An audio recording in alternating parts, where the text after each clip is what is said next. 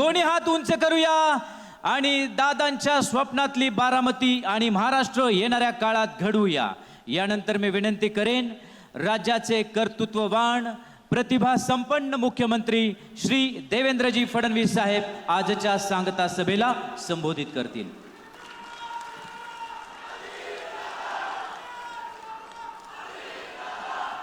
अमर रहे, अमर रहे, अमर रहे, अमर रहे। हिंदवी स्वराज्याचे सरसंस्थापक छत्रपती शिवरायांना मानाचा मुजरा करतो। भारतीय राज्यघटनेचे शिल्पकार भारतरत्न डॉक्टर बाबासाहेब आंबेडकर यांना मानवंदना अर्पित करतो, ज्यांनी संपूर्ण हिंदुस्थानामध्ये प्रशासन कसं असावं हे आपल्याला दाखवून दिलं। त्या लोकमाता पुण्यश्लोक अहिल्यादेवी होळकर यांना नमन करतो, ज्यांची 200वी जन्मजयंती आपण साजरी करतो। ते महात्मा ज्योतिबा फुले, क्रांतीज्योती सावित्रीबाई फुले यांनाही नमन करतो।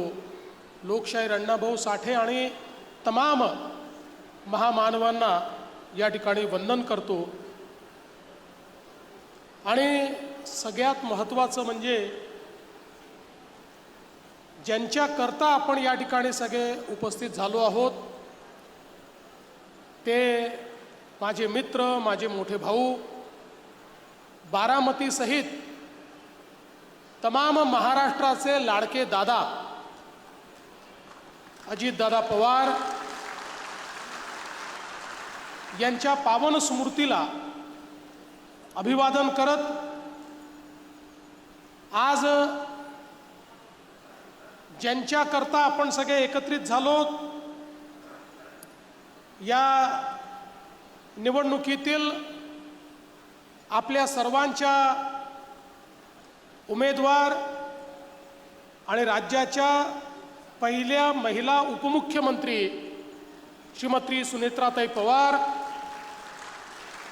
आदरणीय रामदास आठवलेजी, छगन भुजबळजी, सुनील तटकरेजी, प्रफुल्ल पटेलजी, हसन मुश्रीफजी, दिलीपराव वळसे पाटील, उदय सामंतजी, दत्तामामा भरणेजी, धनंजय मुंडेजी, मकरंद पाटीलजी, रामराव वडकुतेजी, बाबासाहेब पाटीलजी, इंद्रनील नाईकजी, संजय बनसोडेजी, राहुल कुलजी, हर्षवर्धन पाटीलजी, सुबोध मोहितेजी, बाळासाहेब गावडेजी, वीर धवल जगदाळेजी, वासुदेव नाना काळे, सचिन सातव, परशुरामजी वाडेकर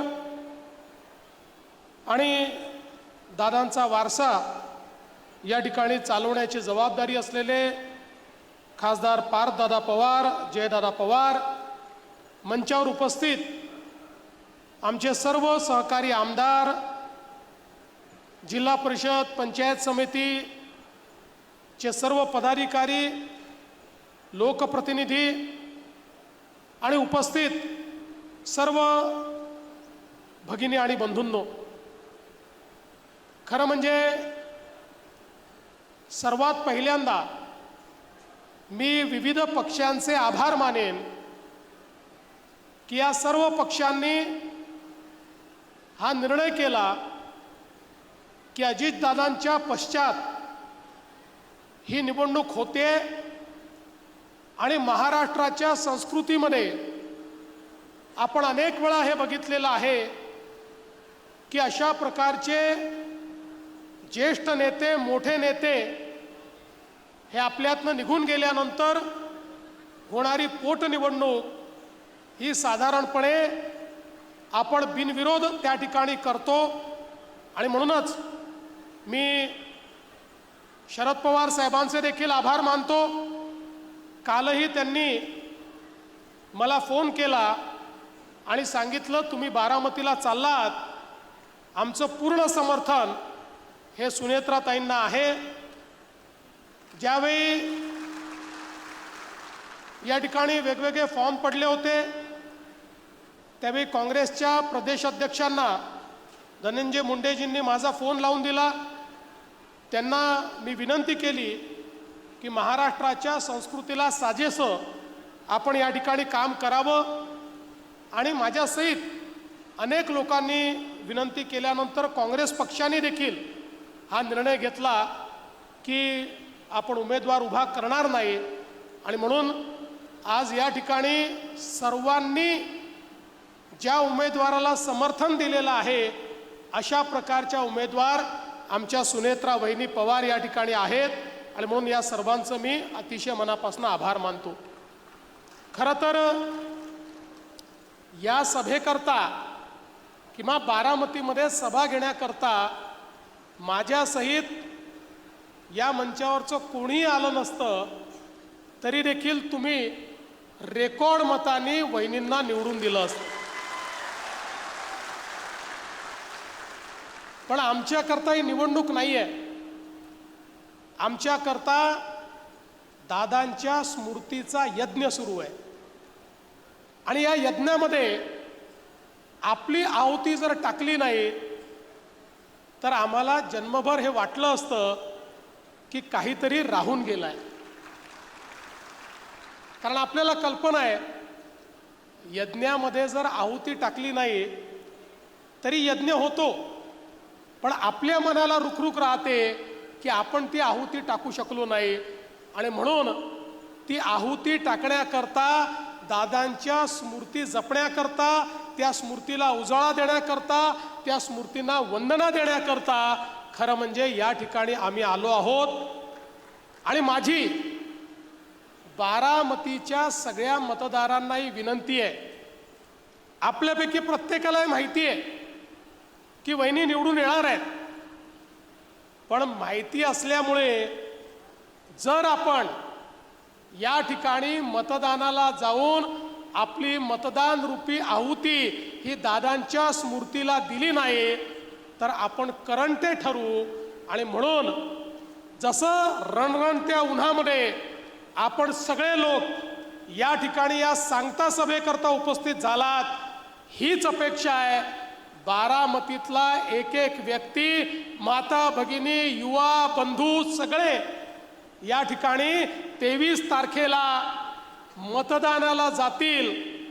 आणि आजपर्यंत बारामतीमध्ये महाराष्ट्रातले रेकॉर्ड हे दादा करत होते.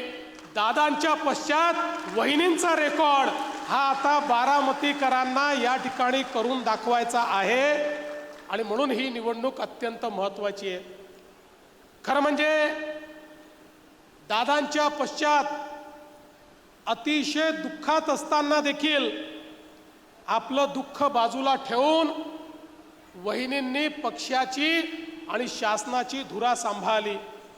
हे कठीण काम होतं पण आपल्या समोर जे आदर्श आहेत त्या आदर्शांनी आपल्याला हे शिकवलं आहे की स्वतःचं दुःख महत्त्वाचं नसतं तर जनतेचा विश्वास हा अधिक महत्त्वाचा असतो. जनतेच्या प्रती आपलं कर्तव्य हे अधिक महत्त्वाचं असतं आणि म्हणून त्या कर्तव्याच्या भावनेनं आपलं सर्व दुःख बाजूला ठेवलं आणि वहिनींनी ही धुरा या ठिकाणी स्वीकारली.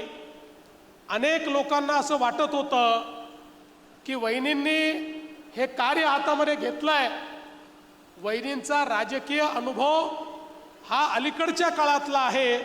त्या खासदार झाल्यापासनं सक्रिय राजकीय क्षेत्रात त्या आल्या आहेत, त्यामुळे ही जबाबदारी त्या सांभाळू शकतील की नाही. पण इतके वर्ष सामाजिक क्षेत्रात, आर्थिक क्षेत्रात आणि आपल्याला कल्पना आहे की शिक्षणाच्या क्षेत्रात वहिनींनी कार्य केलं. दादांची साथ वहिनींनी दिली, दादांच्या पाठीशी त्या उभ्या राहिल्या. त्यामुळे राजकारण देखील अतिशय जवळून त्यांनी बघितलं. नव्हे तर त्या ठिकाणी राजकारणामध्ये मागून ज्या गोष्टी कराव्या लागतात त्या सातत्याने या बारामतीमध्ये सांभाळण्याचं काम या वहिनी करत होत्या. आणि मी तुम्हाला दाव्याने सांगतो, गेल्या 2-2.5 महिन्यांमध्ये ज्या प्रकारचं कार्य वहिनींचं मी बघितलं, मला देखील राजकारणामध्ये लोकप्रतिनिधी म्हणून 35 वर्ष झाली आहेत. त्यामुळे एखाद्या नेत्याची क्षमता काय आहे ही आता ओळखण्याची क्षमता माझी देखील तयार झाली आहे. आणि मी तुम्हाला दाव्यानं सांगतो, दादांची स्वप्न पूर्ण करण्याची सगळी क्षमता ही वहिनींमध्ये आहे. आणि वहिनींच्या रूपाने या महाराष्ट्राला केवळ पहिल्या उपमुख्यमंत्री नाही तर एक सक्षम नेतृत्व लाभलेलं आहे, हे या ठिकाणी सांगताना मला या ठिकाणी यत्किंचितही माझ्या मनामध्ये शंका नाही. खरं तर अजितदादा पवारांसारखं नेतृत्व हे तयार होण्याकरता अनेक तप त्या ठिकाणी लागतात. अशा प्रकारचं नेतृत्व हे अनेक आगीच्या झळी सोसत, संघर्ष करत आणि त्या ठिकाणी जनसामान्यांची मन जिंकत तयार होत असतं. महाराष्ट्राच्या कानाकोपऱ्याची माहिती असलेलं नेतृत्व, महाराष्ट्रातल्या सर्व जाती समाजामध्ये धर्मांमध्ये एक आपलेपणा निर्माण केलेलं नेतृत्व, महाराष्ट्राच्या विकास यात्रेमध्ये ज्यांनी मोठं योगदान दिलं असं नेतृत्व, महाराष्ट्राला कुठे न्यायचंय याची पूर्ण कल्पना असलेलं आणि त्याबद्दलचं मानचित्र असलेलं नेतृत्व. आणि हे सगळं करत असताना आवश्यक असेल त्यावेळेस कणखर, पण आवश्यकता असेल त्यावेळी अतिशय मऊ अशा प्रकारचा स्वभाव असलेलं हे नेतृत्व. खरं म्हणजे अशा प्रकारचं नेतृत्व एखाद्या राज्यामध्ये तयार होण्याकरता खूप वाट पाहावी लागते. पण हे असं आमचं तयार नेतृत्व, ज्यांनी मागच्या काळामध्ये 11 अर्थसंकल्प या महाराष्ट्रामध्ये मांडून त्या अर्थसंकल्पाच्या माध्यमातून महाराष्ट्राला दिशा दिली, उपमुख्यमंत्री म्हणून वेगवेगळ्या कार्यकाळाचा रेकॉर्ड तर केलाच, पण त्याच वेळी महाराष्ट्रामध्ये विकसित महाराष्ट्राकरता जो काही पायवा आहे तो पायवा ठेवण्याचं कार्य देखील अजितदादांनी या ठिकाणी केलं. आणि म्हणूनच अजितदादांचं निघून जाणं हे केवळ या ठिकाणी सुनेत्राताई, पार्थ, जय यांचं नुकसान नाही, हे केवळ बारामतीकरांचं नुकसान नाही, तर या अखिल महाराष्ट्राचं हे फार मोठं नुकसान दादांच्या जाण्याने झालेलं आहे. बंधू भगिनींनो, मला अतिशय जवळून दादांसोबत काम करण्याची संधी मिळाली. अनेक वर्ष आम्ही एकमेकाच्या विरोधात देखील काम केलं, पण वैयक्तिक जिव्हाळा हा कधी कमी झाला नाही आणि त्यातूनच आम्ही एकत्रित आलो. आणि मला ही अपेक्षा होती की किमान पुढचे 15-20 वर्ष तरी आता एकत्रितपणे दादा असतील, मी असेन, शिंदे साहेब असतील, आम्ही या ठिकाणी काम करू. आणि दादांसोबत काम करण्याचा आनंद हा वेगळा होता, कारण दादा हे रोखठोक नेतृत्व होतं. मगाशी आपण बघितलं, याचा अनुभव माझ्यासहित सगळ्यांनी घेतला. दादांनी हो म्हटलं तर काळ्या दगडावरची रेग, आणि दादांनी नाही म्हटलं तर ते परमनंट नाही, अशा पद्धतीनं थेट आपल्या सर्वांची व्यवहार करणारे दादा होते. आणि त्याच वेळी जे संकल्प घेतले आहेत ते संकल्प पूर्ण करण्याकरता कुठल्याही प्रकारची मेहनत करण्याची तयारी ही दादांमध्ये होती. गुणग्राहकता हा दादांचा स्थायी भाव होता. या गुणग्राहकतेतून दादांनी तयार केलेला एक एक प्रकल्प जर आपण बघितला तर मला असं वाटतं की त्या प्रत्येक प्रकल्पाचा प्रत्येक अणुरेणू, त्यातला प्रत्येक कण ही दादांची जी आपली महती आहे, दादांची जी आठवण आहे, ती आठवण आपल्याला सांगतो. कारण या प्रत्येक गोष्टीत दादांनी आपला जीव ओतला. सरकारी काम हे सरकारी कामासारखं नाही, तर सरकारी काम हे सर्वोत्तम दिसलं पाहिजे, या दृष्टीनं दादांनी नेहमी काम केलं. आणि म्हणूनच आज ज्यावेळी दादांच्या संपूर्ण कार्याकडे आपण मागे वळून पाहतो, त्यावेळी या महाराष्ट्राला त्यांनी लावलेली आर्थिक शिस्त ही देखील खऱ्या अर्थानं त्यांनी महाराष्ट्राला दिलेली देणगी आहे, याबद्दल माझ्या मनामध्ये कुठली शंका नाही. आज खरं म्हणजे अनेक नवीन कामं दादांनी सुरू केले होते. दादांचे अनेक स्वप्न होते, बारामती करता होते, महाराष्ट्रा करता होते. नीरा करहा हा नदी जोड प्रकल्प ज्या माध्यमातून बारामतीच्या दुष्काळी भागामध्ये पाणी मिळालं पाहिजे हा प्रयत्न दादा करत होते. मी तुम्हाला आश्वस्त करण्याकरता आलो आहे, वहिनींच्या नेतृत्वामध्ये हा प्रकल्प पूर्ण करण्याकरता आम्ही सगळे त्यांच्या पाठीशी उभे आहोत. या ठिकाणी जनाई सिरसाई बंदिस्त पाईपलाईनचा विषय असेल, करा नदी सुशोभीकरणाचा विषय असेल, बारामती करता बृहत पाणी पुरवठा योजनेचा विषय असेल, शिवसृष्टीचा विषय असेल, बाह्य वळण रस्त्याचा विषय असेल, बारामती नीरा रोडचं चौपदरीकरण असेल, पाटस बारामती रोड करता नवीन भूसंपादन असेल, एक नाही 100 कामं ही दादांनी हातामध्ये घेतली होती. बारामतीला त्यांनी देशातलं एक सुंदर शहर तर केलंच, या संपूर्ण मतदारसंघाला दादांनी एक वेगळं अशा प्रकारचं चित्र निर्माण करून दाखवलं. पण त्याच वेळी त्याच्याही पलीकडे काम करण्याची दादांची इच्छा होती. कॅन्सर हॉस्पिटल असेल, या ठिकाणी त्यांच्यामुळे तयार झालेलं मेडिकल कॉलेज असेल, जिल्हा क्रीडा संकुल असेल, बारामती रेल्वे क्रॉसिंगच्या ठिकाणी भुयारी मार्ग असेल, इतके कामं दादांना करायचे होते. पण मला विश्वास आहे आता त्याच तडफेनं आणि त्याच गुणग्राहकतेनं आदरणीय सुनेत्रा वहिनींच्या नेतृत्वात यातलं एक एक काम पूर्ण होईल. आणि निश्चितपणे ज्यावेळी ही कामं पूर्ण होतील त्यावेळी स्वर्गातून दादा देखील या कामांना आशीर्वाद देतील, याबद्दल माझ्या मनामध्ये शंका नाही. आणि म्हणून बंधू भगिनींनो, मी फार जास्त या ठिकाणी बोलणार नाही, पण आपल्या सर्वांना एवढीच विनंती करतो, दादांबद्दल आपल्या प्रत्येकाच्या मनामध्ये संवेदना आहे, प्रेम आहे. आणि विशेषतः ज्याचा वहिनींनी उल्लेख केला, दादांचा ज्या प्रकारे अपघात झाला त्यातनं प्रत्येकाला मनातनं असं वाटतं की या अपघाताचं सत्य काय आहे हे बाहेर आलं पाहिजे. मी सभागृहातही सांगितलं, आज देखील या ठिकाणी सांगतो, जोपर्यंत हे सगळं सत्य बाहेर येत नाही आम्ही कोणीही शांत बसणार नाही, स्वस्थ बसणार नाही. हे सत्य आम्ही बाहेर आणल्याशिवाय या ठिकाणी राहणार नाही. आणि म्हणून आपण सर्वांना माझी विनंती आहे, 23 तारीख दादांवर प्रेम दाखवण्याची तारीख आहे. 23 तारीख दादांना खरी श्रद्धांजली देण्याची तारीख आहे.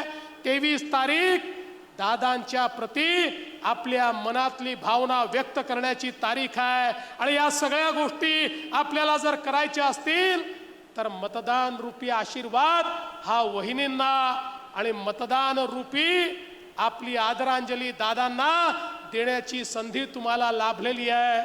आम्ही तर काही बारामतीचे मतदार नाही आहोत, आम्हाला ही संधी नाही आहे, पण तुम्हाला प्रत्येकाला ही संधी आहे. त्यामुळे रेकॉर्ड मतदान झालं पाहिजे. मला याची कल्पना आहे, समोर काही लोक जे उभे आहेत त्यांचा कुठला वजूद नाही आहे, ते सगळी मंडळी, मी त्यांच्यावर कुठली टीका करणार नाही. प्रसिद्धीच्या हव्यासापोटी लोक अशा निवडणुकांमध्ये उभे राहतात. पण माझी तुम्हाला विनंती आहे की यावेळचा जो विजय आहे हा विजय संपूर्ण भारतामध्ये गाजला पाहिजे, ही विनंती आपल्या सर्वांना करतो. आणि पुन्हा एकदा दादांच्या पावन स्मृतीला या ठिकाणी अभिवादन करून मी माझं बोलणं संपवतो. धन्यवाद. जय हिंद, जय महाराष्ट्र. धन्यवाद आदरणीय फडणवीस साहेब. महाराष्ट्रातील आजवरचे अनेक रेकॉर्ड दादांच्या नावावर नोंदले जायचे, परंतु इथून पुढील रेकॉर्ड वहिनींच्या